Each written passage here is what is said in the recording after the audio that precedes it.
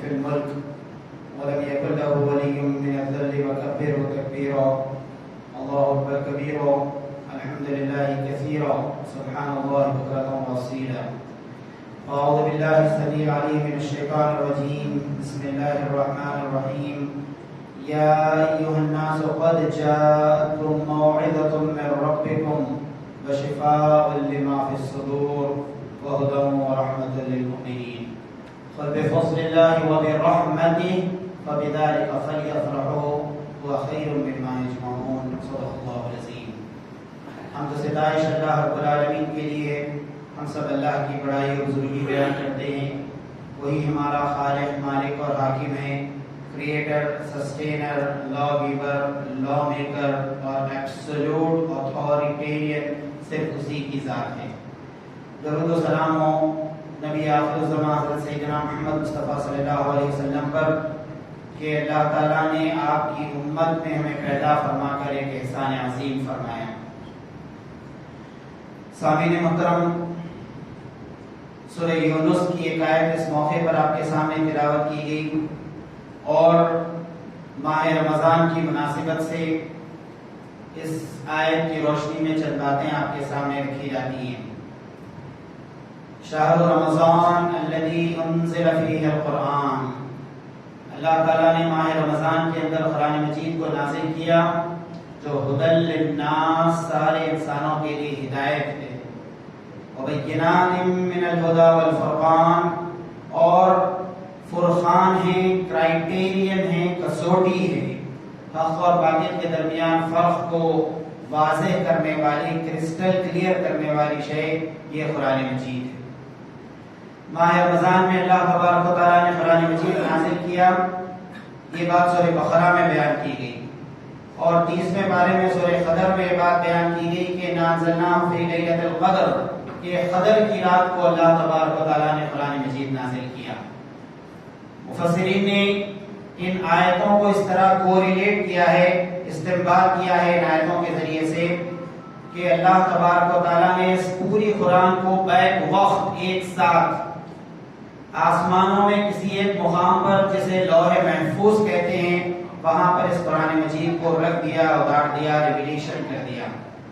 اور پھر اللہ تعالیٰ کے حکم سے حضرت جبرائیل علیہ السلام وقتاً فوقتاً تھوڑا تھوڑا کر کے 23 سال کی مدت میں یہ قرآن نبی کریم صلی اللہ علیہ وسلم تک پہنچانے، آپ کو یاد دلانے، آپ کو حفظ کرانے، آپ کو قرآن مجید کا حافظ بنانے کا یہ پورا کام حضرت جبرائیل علیہ السلام نے انجام دیا. تو قرآن مجید نے تعارف کرایا کہ یہ فرقان ہیں، کرائٹیرین ہیں، حق اور باطل کے درمیان فرق کو کھول کر رکھنے والی کتاب ہے. نبی کریم صلی اللہ علیہ وسلم نے ارشاد فرمایا کہ یہ القرآن حبل اللہ المتین، کہ یہ قرآن مجید اللہ کی مضبوط رسی ہے، ایک مضبوط رسی ہے، ایک مضبوط سہارا ہے.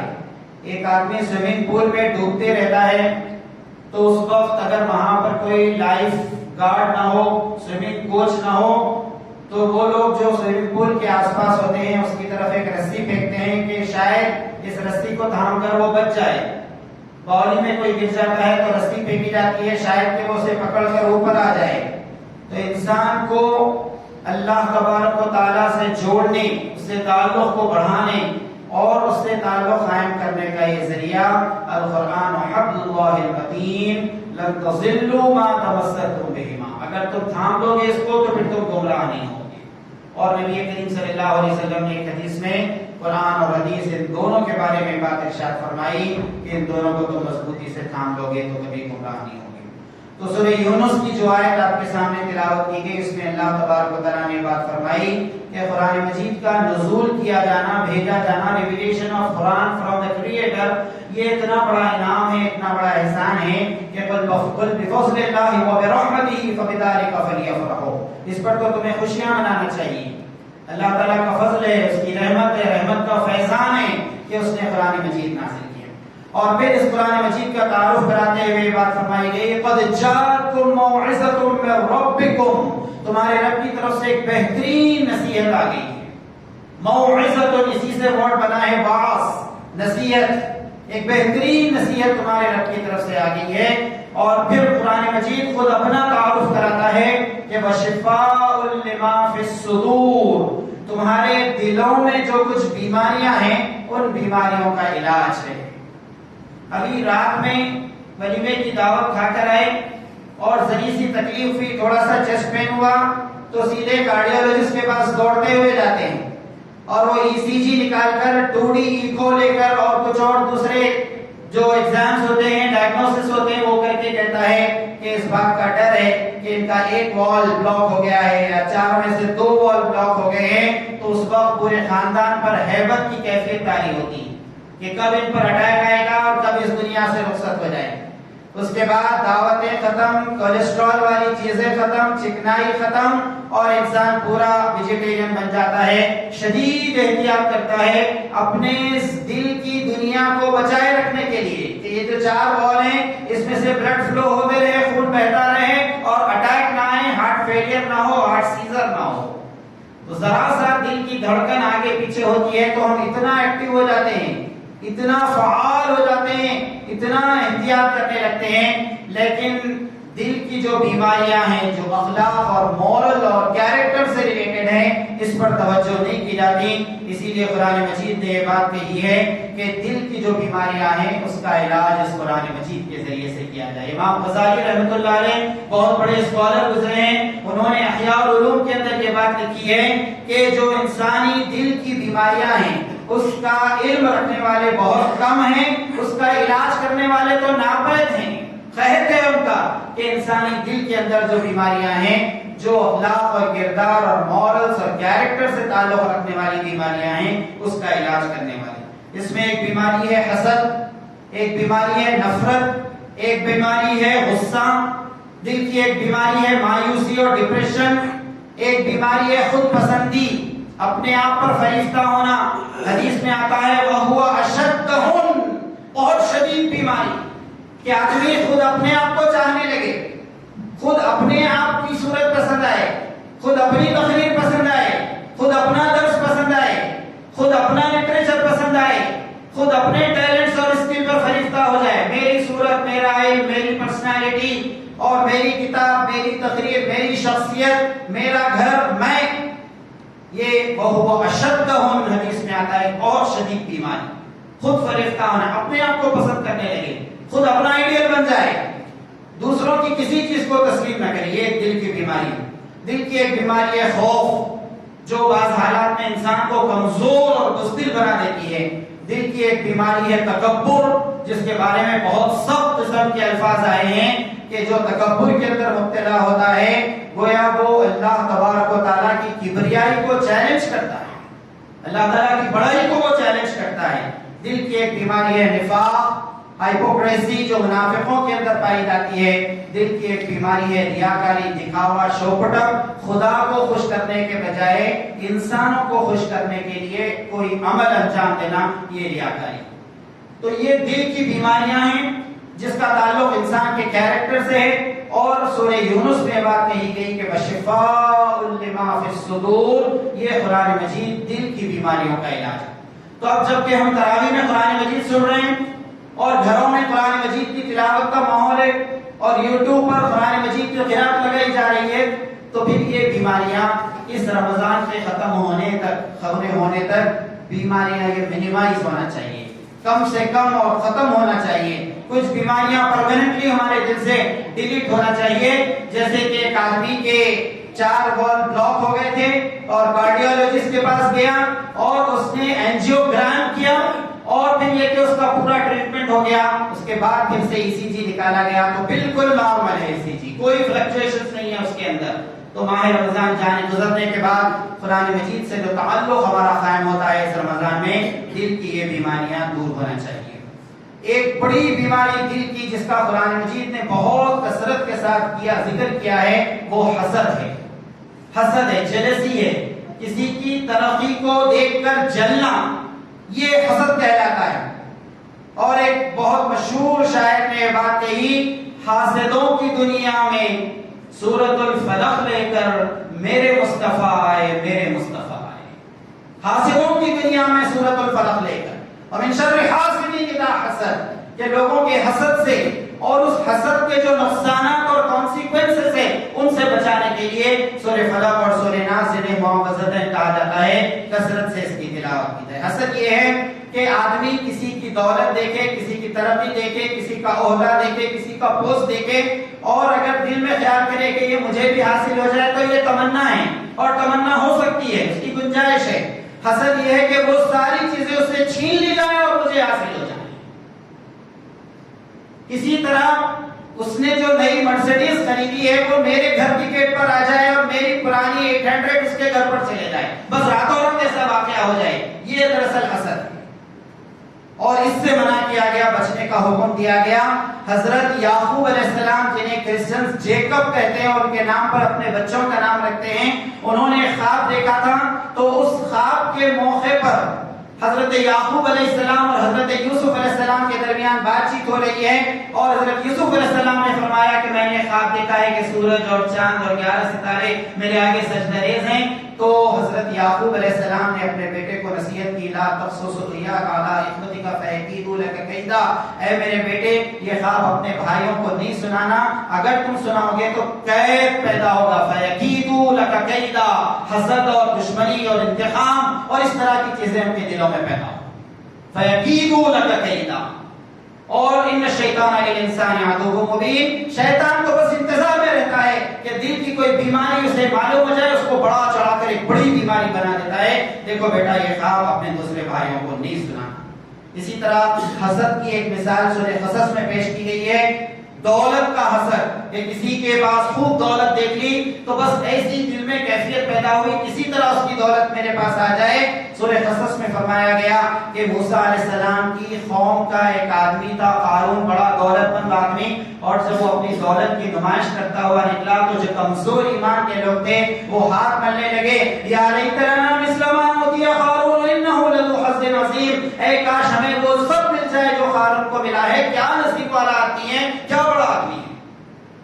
انه لذو حظ عظیم، آدمی دولت سے خوش نصیب نہیں ہوتا، آدمی بڑی بڑی پراپرٹی سے خوش نصیب نہیں ہوتا، عمارتوں کی لینڈ سے خوش نصیب نہیں ہوتا، وہ تو آخرت کے اعمال جو بہتر اعمال ہیں اس کی وجہ سے وہ آدمی خوش نصیب ہوتا ہے، اور اسی سے رشک کرنے کا حکم دیا گیا۔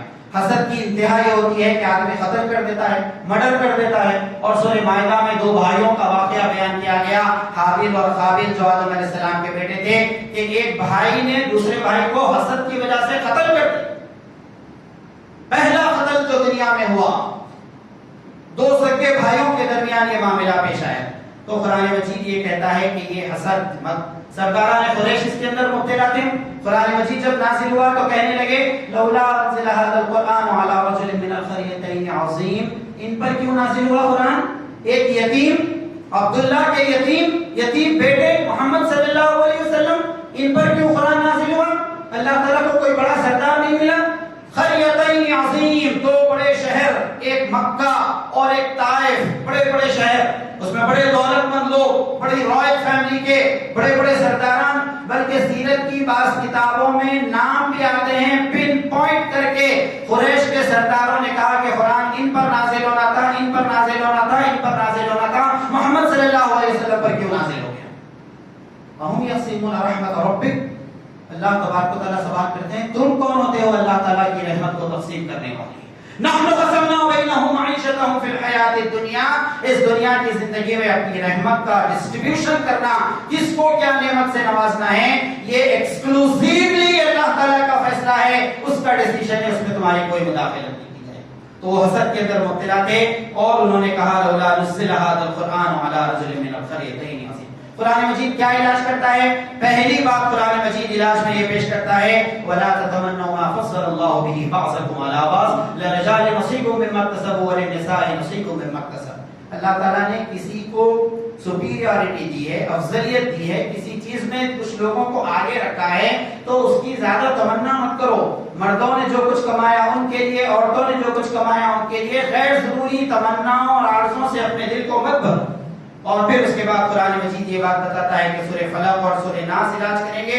نبی کریم صلی اللہ علیہ وسلم نے ارشاد فرمایا علاج کے سلسلے میں کہ مال اور دولت، اسٹیٹس آف لائف، اس کے معاملے میں اپنے سے کمتر لوگوں کو دیکھو۔ کبھی اسلم ایریا میں جاؤ، جھوپڑیوں میں رہنے والوں کو دیکھو، کچے مکانات میں رہنے والوں کو دیکھو، شام میں بھوکے سونے والوں کے حالات کا جائزہ لو، گرما کے موسم میں ٹین شیٹ میں گویا ابلتے ہوئے گھروں میں رہنے والوں کے حالات پر غور کرو، اپنی ایئر کنڈیشن کار سے باہر تو نکلو، اپنے ایئر کنڈیشن بیڈ روم سے قدم تو نکالو۔ دنیا میں بہت غم ہے، بڑی غربت ہے، بڑی پریشانیاں ہیں۔ نبی کریم صلی اللہ علیہ وسلم نے ارشاد فرمایا کہ دولت کے مال کے معاملے میں اپنے سے کم تر لوگوں کو دیکھو تو شکر کا احساس کرو۔ اور پھر آپ صلی اللہ علیہ وسلم نے ارشاد فرمایا علم کے معاملے میں اور تقویٰ کے معاملے میں اپنے سے برتر، اپنے سے اونچے اور سپیریئر آدمی کو دیکھو تو اس کے نتیجے میں شکر کا جذبہ پیدا ہوگا۔ مسلم، ابو داؤد اور نسائی حدیث کی 3 کتابوں میں روایت آتی ہے، حضرت ابو ہریرہ رضی اللہ تعالیٰ نے ارشاد فرمایا 2 چیزیں ایک دل میں کبھی جمع نہیں ہو سکتی۔ دل تو ایک ہی ہے، میرا دل تو ایک ہی ہے، مومن کا دل تو سنگل ہے، اور اس میں 2 چیزیں ایک ساتھ نہیں جمع ہو سکتی۔ آپ صلی اللہ علیہ وسلم نے ارشاد فرمایا ایمان اور حسد، یہ 2 چیزیں کبھی ایک جگہ جمع نہیں ہو سکتی۔ حسد، جلن، یہ کیفیت پیدا ہوگی، ایمان رخصت ہونے لگے گا، ایمان مضبوط ہوگا، حسد رخصت ہو جائے گا۔ تو یہ وہ ساری چیزیں ہیں جو علاج کے اندر آتی ہیں، اور قرآن مجید نے خود اپنا تعارف کرایا، وشفاء لما فی الصدور، قرآن مجید دلوں کی بیماریوں کا علاج ہے۔ اس ماہ رمضان میں اس قرآن مجید کی کثرت سے تلاوت، ترجمے کے ساتھ تلاوت، قرآن کی تفسیر کی محفلوں میں شرکت، اس کے ذریعے سے ہم اپنے دل کی بیماری کا علاج کر سکتے ہیں۔ پھر قرآن مجید نے دوسری بیماری کا ذکر کیا، وہ ہے خوف، کہ انسان خوف کے اندر، فیئر کے اندر مبتلا ہو جائے۔ یہ خوف جب خدا سے کیا جائے، خدا کا خوف ہو، تو اسے خشیت کے معنی میں لیا جاتا ہے، اور یہ پسندیدہ ہے، مطلوب ہے، اور اس کی ضرورت ہے۔ اور یہ وہ خوف ہے خدا کا خوف کہ جس کے نتیجے میں انسان بہت سے گناہوں سے بچتا ہے، اللہ تعالیٰ کی خشیت تاری ہوتی ہے اس کا خوف۔ تتجافى جنوبهم عن المضاجع يدعون ربهم خوفا وطمعا۔ ایئر کنڈیشن چل رہا ہے 16 ڈگری 18 ڈگری پر، خوب ٹھنڈا کمرہ ہے، مت سو رہے ہیں۔ اگر اس بستر کو چھوڑنے پر کوئی چیز آمادہ کر سکتی ہے اور اٹھ کر وضو کر نماز پڑھنے کے لیے کوئی قوت ٹھہراتی ہے، تو وہ صرف خدا کا خوف ہے۔ قرآن مجید کہتا ہے یدعون ربهم خوفا وطمعا، اپنے رب کو پکارتے ہیں خوف اور امید کے ساتھ۔ تتجافى جنوبهم عن المضاجع، ان کی پیٹھ بستروں سے الگ ہوتی ہے۔ کم از کم رمضان میں تو وہ مواقع آنا چاہیے کہ تہجد کا اہتمام ہو اور اپنی نیند کو قربان کریں۔ ویسے تو ہمارے اپنے شہر میں، بڑے بڑے شہروں کے اندر ایسا ہو گیا ہے کہ رات میں، رمضان کے رات میں سونے کا کوئی تصور ہی نہیں، رات بھر لوگ جاگتے ہیں۔ کسی نے بطور مزاح واٹس ایپ پر یہ بات بھیجی، آپ نے بھی پڑھی ہوگی، کہ تاریخ لکھنے والا، ہسٹری لکھنے والا لکھے گا کہ حیدرآباد میں ایک ایسی قوم گزری ہے جو سحری کے انتظار میں رات بھر جاگتی تھی، افطار کے انتظار میں دن بھر سوتی تھی۔ ایک ایسی قوم ہمارے شہر میں گزری ہے جو سحری کے انتظار میں رات بھر جاگتی تھی اور افطار کے انتظار میں دن بھر سوتی تھی۔ 3، 3:30، 4 بجے کا الارم، جبکہ ظہر کا وقت ختم ہوتا ہے تاکہ ظہر کی نماز قضا نہ ہو، سحر سے 4 بجے تک سو رہے۔ یہ ساری خرابیاں اس وقت امت مسلمہ میں آئی ہیں جنہیں فوری طور پر دور کرنے کی ضرورت ہے۔ تو خوف ایک ایسی چیز ہے جو خدا کا ہو، خشیت کہلاتا ہے، یہ مطلوب ہے، مستحسن ہے، اور یہ انسان کے دل میں تقویٰ پیدا کرتا ہے۔ لیکن یہ اگر خوف موت کا ہو، یہ خوف مالی نقصان کا ہو، یہ خوف جانی نقصان کا ہو، تو یہ ساری چیزیں انسان کو کمزور بنا دیتی ہیں۔ اور قرآن مجید نے متعدد واقعات یہ بات بیان کیے ہیں کہ انسان کے اندر اگر موت کا خوف ہو اور دوسری چیزوں کا، اندھیرے کا خوف، جنات کا خوف، اور جادو ٹونے کا خوف، اور جنگلی جانوروں کا خوف، اس طرح کی ساری چیزوں کا خوف ہو، تو اس کے نتیجے میں کمزور پرسنالٹی وجود میں آتی ہے۔ سورہ انفال میں اور سورہ احزاب میں یہ بات بیان کی گئی ہے، کأنما یساقون الی الموت وهم ينظرون۔ جب اہل ایمان کو تیار ہونے کا حکم دیا گیا تھا تو اس وقت بعض لوگوں کی کیفیت یہ ہو گئی تھی کہ جیسے ان کے دل ایسا دھڑک رہے تھے کہ کلیجہ منہ کو آئے، کلیجہ منہ کو آ رہا تھا۔ خوف کی کیفیت ان پر طاری ہو گئی تھی، اور خوف کی حالت میں وہ گھر سے نہیں نکل پا رہے تھے۔ اور جو سچے اہل ایمان تھے، جن کا علاج ہو چکا تھا، جن کے دل کا علاج قرآن مجید کے ذریعے سے ہو چکا تھا، انہوں نے کہا وَلَمَّا رَأَى الْمُؤْمِنُونَ الْأَحْزَابَ قَالُوا هَذَا مَا وَعَدَنَا اللَّهُ وَرَسُولُهُ وَصَدَقَ اللَّهُ وَرَسُولُهُ۔ سچے مسلمان تو وہ تھے جب انہوں نے بڑی بڑی فوجوں کو دیکھا جو انہیں ختم کرنے کے لیے آئی تھی، تو ان کی زبان سے نکلا هَذَا مَا وَعَدَ اللَّهُ وَرَسُولُهُ، یہ تو اللہ اور اس کے رسول کا وعدہ ہے، اور انہوں نے بڑا سچا وعدہ کیا ہے۔ وَمَا زَادَهُمْ إِلَّا إِيمَانًا وَتَسْلِيمًا، اس خوف کی، ڈر کی، فیئر کی حالت میں ان کے ایمان میں اور اضافہ ہو۔ تو یہ قرآن مجید کے ذریعے سے علاج کہ انسان یہ تصور اپنے اندر پیدا کرے کہ اللہ تبارک و تعالیٰ نے جو میرے مقدر میں لکھا ہے وہ کوئی نہیں چھین سکتا، نہ میرا رزق کوئی چھین سکتا ہے، نہ مجھے وقت سے پہلے کوئی موت سے ہمکنار کر سکتا ہے۔ سب سے زیادہ جنگوں میں حصہ لینے والے اور بہت زیادہ جنگوں کے اندر کمانڈر بن کر پہلی صف میں رہ کر اپنے سینے پر تیر کھانے والی کوئی پرسنالٹی ہے صحابہ کرام رضوان اللہ تعالیٰ علیہ مجمعین میں سے، تو حضرت خالد بن ولید رضی اللہ تعالیٰ عنہ کی کثرت سے جنگوں میں حصہ لیا، وار اسٹریٹجی ایکسپرٹ سمجھے جاتے تھے۔ اور حضرت خالد بن ولید کا انتقال کہاں پر ہوا؟ بستر پر ہوا، اور جب انتقال ہو رہا تھا تو انہوں نے کہا دنیا کے سارے بزدلوں کو میرا یہ پیغام پہنچا دو کہ اگر تلواروں سے، تیروں سے کسی کا خاتمہ کیا جانا ممکن ہوتا تو خالد جنگ میں ختم ہو جاتا، موت تو اسی وقت آنی تھی اور آج خالد کو بستر پر موت آنی تھی۔ یہ قرآن علاج ہے جو قرآن مجید خوف کے سلسلے میں پیش کرتا ہے کہ تمہیں غیر ضروری طور پر اپنے دلوں میں خوف کو نہیں پیدا کرنا ہے۔ خدا کا خوف جتنا مضبوط ہوتا جائے گا، غیر اللہ کا خوف دل سے نکلتا چلا جائے گا۔ اور اللہ کا خوف، اللہ کی خشیت کیسے پیدا ہوتی ہے؟ راتوں میں عبادت کے ذریعے سے پیدا ہوتی ہے، تنہائی میں اپنے رب کو پکارنے کے ذریعے سے، قرآن مجید کی کثرت کے ساتھ تلاوت سے۔ اخوان المسلمون کی ایک خاتون، مصر کی جو اخوان المسلمون ہے، مسلم بردرہڈ اسلامی تحریک ہے، اس کی ایک خاتون کہتی ہیں کہ جیل میں ہمیں ڈال دیا گیا تھا اسلام کی تبلیغ کرنے کے جرم میں، اور رات کا وقت ہوتا تو فوجی آتے اندر اور 8-10 خونخوار بڑے بڑے جو خطرناک قسم کے ڈاگز ہیں ان کو ہمارے بیرک میں چھوڑ کر لاک ڈال کر چلے جاتے۔ اب پوری رات وہ 10-12 ڈاگز ہیں اور ایک خاتون وہاں پر اکیلے ہیں۔ لوگوں نے پوچھا کہ کیا وہ ڈاگز آپ کو کاٹتے قترتے نہیں تھے؟ کہا کہ رات بھر کاٹتے، رات بھر قترتے، اور صبح مجھے ہاسپٹلائز کر دیا جاتا۔ لوگوں نے پوچھا رات کیسے گزرتی تھی؟ کہا کہ مجھے کچھ نہیں معلوم ہے، بس جیسے ہی دروازہ کھلتا اور ڈاگز کو اندر لایا جاتا میری زبان سے پوری رات یہی الفاظ نکلتے، حسبنا اللہ ونعم الوکیل فنعم المولا ونعم النصیر، میرے لیے اللہ کافی ہے، وہ زبردست مددگار ہے۔